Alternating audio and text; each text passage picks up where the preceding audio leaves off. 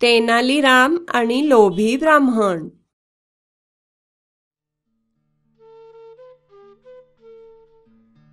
राजा कृष्णदेवरायाची आई मृत्यूशय्येवर होती.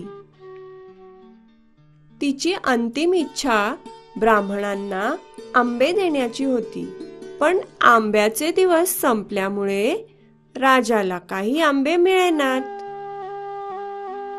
त्याची आई आपली अंतिम इच्छा पूर्ण होण्याआधीच मरण पावली.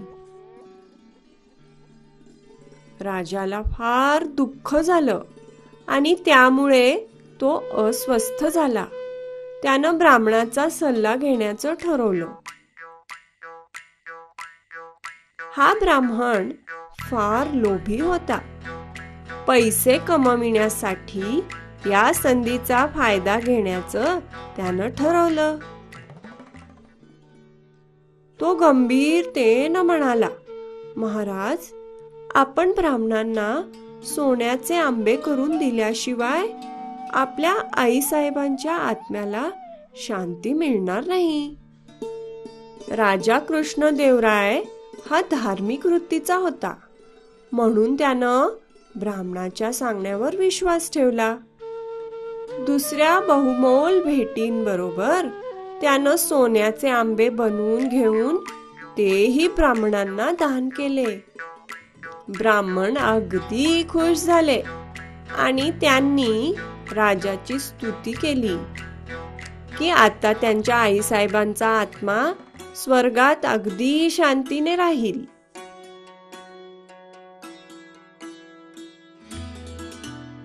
पण तेनालीरामानं बघितलं की लोभी ब्राह्मणांनी धर्माचा गैरवापर केला होता. त्यानं ब्राह्मणांना चांगली अद्दल घडवायचं ठरवलं. बिरबल ब्राह्मणांकडे जाऊन म्हणाला, आज माझ्या आईची पुण्यतिथी आहे.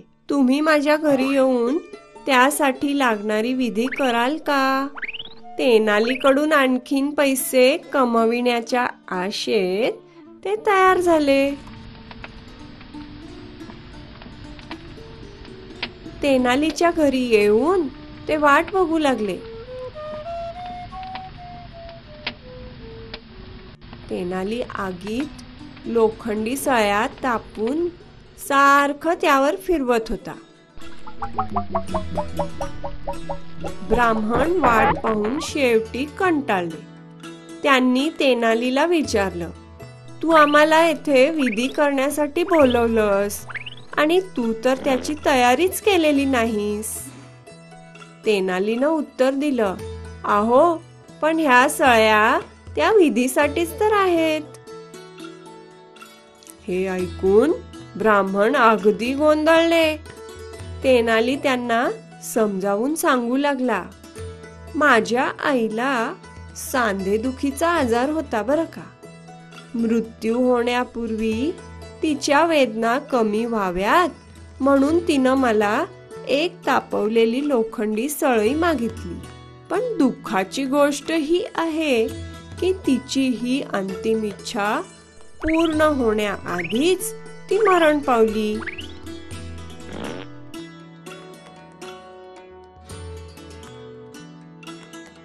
तुम्ही जशी राजाची मदत केली तशी माझीही मदत करा, जेणेकरून माझ्या आईच्या आत्म्याला शांती मिळेल.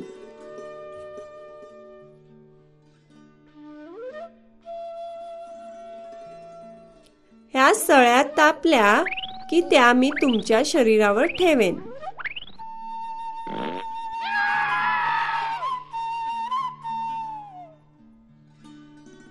घाबरलेल्या ब्राह्मणांना कळून चुकलं की तेनाली त्यांना काय सांगू इच्छितो. आपल्या लोभीपणामुळे लज्जित होऊन त्यांनी तेनालीरामाची क्षमा मागितली आणि त्याला वचन दिलं की दुसऱ्या दिवशी लगेच ते राजाकडे जाऊन त्याचे सोन्याचे आंबे परत करतील.